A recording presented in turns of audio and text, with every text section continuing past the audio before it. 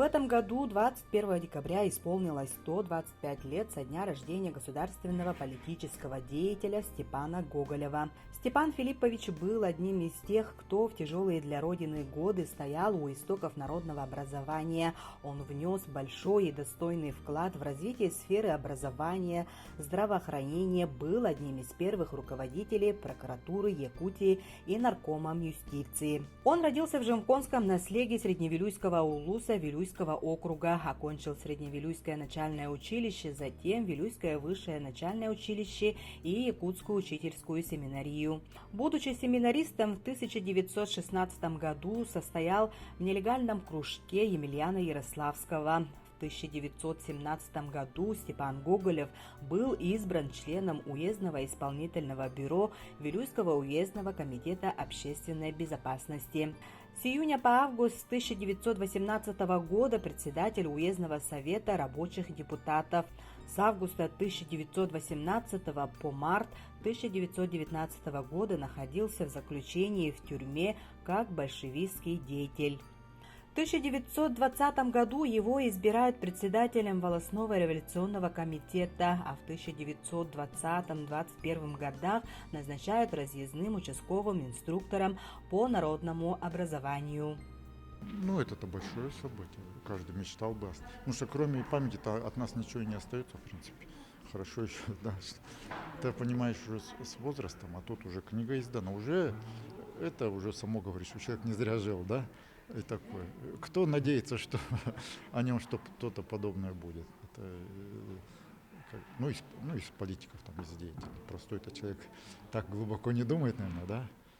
Но мне удивительно, что он был когда-то чекистом, оказывается, большим. Там, то есть серьезный товарищ был. Самые такие годы. А то подчеркивается, что он педагогический колледж, образование и так далее, такие гуманитарные вещи. А если книжку, это вам не особо интересно, а я так ее изучил очень подробно, возглавлял он ОГПУ, был период, там какой-то 20-й, 21-й, это же в те годы, представьте, да? То есть, видимо, были такие характера, свойства, которые сказали, что этот товарищ может возглавить.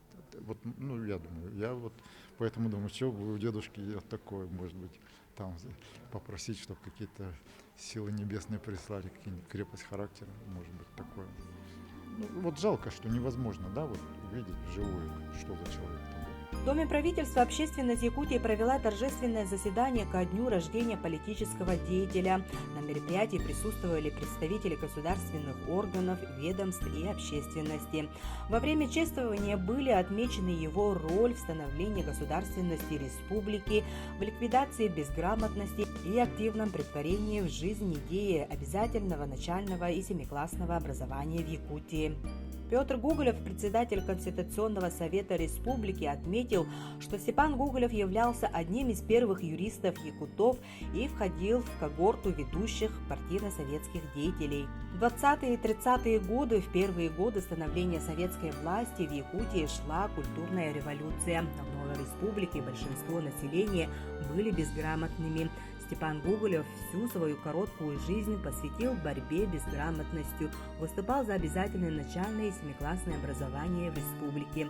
Как нарком просвещения республики он развернул большую организаторскую работу, и в начале 30-х годов было принято историческое постановление о всеобщем обязательном обучении. 27 августа 1918 года власть перешла к сторонникам областного земского управления или Колчаковского управления Сибири. С целью пробраться через Алёкинск-Забайкалье и присоединиться к восточно-сибирским партизанам члены Вилюйского совдепа Степан Иванов, Дмитрий Фридман, Петр Яковлевич Пантелеймон Расторгуев во главе со Степаном Машаковым выезжают в Алёкинск. По пути в Алёкинск к ним присоединились Степан Гоголев и Павел Харламов. Но в 80 километрах от города Алёкинска в местности Темных вилючане наткнулись на засаду прапорщика Иникеева, сторонника земского управления. Арестованных большевиков вначале держали в заключении в городе Алёкинске, затем переводят в город Якутск. Находившись в заключении в течение 7 месяцев, весной 1919 года Степан Филиппович по состоянию здоровья был освобожден и выехал в родной Шимконский наслед, где начал разъяснительную работу среди населения о пользе открытия школы. В результате чего осенью 1917 года в доме старосты наследия Алексея Кондакова вместо селекции открылось земское начальное училище, где Степан Филиппович работал учителем. После поражения сторонников областного земского управления Временный революционный комитет Вилюйского уезда в декабре 19 года назначил Степана Гоголева народным комиссаром по Средневилюйскому и Москванскому властям, где он провел большую работу по восстановлению советской власти и организации реформ. В 1920 году Степан Филиппович назначен инструктором по народному образованию Вилюйского уезда, избран членом уездного ревкома, заведующим отделом управления. Проводит работу по созданию партийных ячеек в ВУЗах. В фондах Вилюйского музея народного образования имени Геннадия Семеновича Донского хранится копия рукописи отчета инструктора по народному образованию первого участка Вилюйского уезда Степана Гоголева. Отчет написан аккуратным, четким и твердым почерком, где Степан Гоголев со своей пунктуальностью пишет о состоянии школьных зданий, учебного процесса, о численности учащихся и об обеспечении учебными принадлежностями и продовольствием. Дата отчета октябрь, январь 1920-21 год. В канун столетия автономии республики отмечает 125-летие Степан Филиппович Гоголев. В своей недолгой, но яркой жизни он внес многое в становление советской власти в Вилюйском округе. Вместе с друзьями Платоном Аюнским, Максимом Амосовым, Степаном Ажаковым были у истоков государственности нашей республики. Его биография тесно связана с историческими моментами истории нашего народа. Где бы он ни работал, он раз за разом умел доказывать, что на каждом месте он блестяще справлялся со своими задачами. Степан Филиппович был человеком своего времени, очень активным, принципиальным, имевшим свой взгляд и твердую позицию. Он возглавлял все ответственные посты, начиная от наркома просвещения, прокурора Якутской АССР до заместителя председателя Совета народных комиссаров Якутской АССР. Благодаря его профессионализму, организаторскому таланту, стратегическому мышлению и знаниям жизни народа были приняты многие указы и постановления, которые продвигали на новую ступень республику.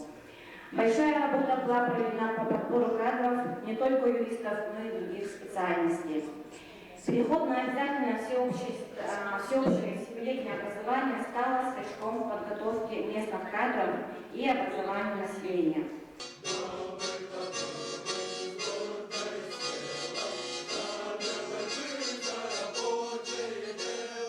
В рамках 125-летия со дня рождения видного государственного деятеля в Якутском педагогическом колледже состоялось торжественное мероприятие, посвященное юбилею славного сына народа Саха. На мероприятии студенты Якутского педагогического колледжа показали гостям литературно-художественную композицию «Вехи жизни и деятельности Степана Гоголева», а также презентовали документальный фильм, который был снят в его родном наследии Жемконе под названием «Выдающиеся выпускники семинарии». Наш колледж носит имя Степана Филипповича Гоголева с 1933 года. И мы очень гордимся, что носим имя этого выдающегося человека, потому что он был одним из организаторов автономии нашей республики, а также стоял на истоке развития системы образования нашей республики. И мы, как педагоги, каждый раз очень скрупулезно работаем с нашими первокурсниками, которые приходят к нам учиться, с будущими учителями, о том, чтобы они знали историю развития нашей республики, знали наших первых выпускников, которые стояли на истоке развития автономности нашей республики.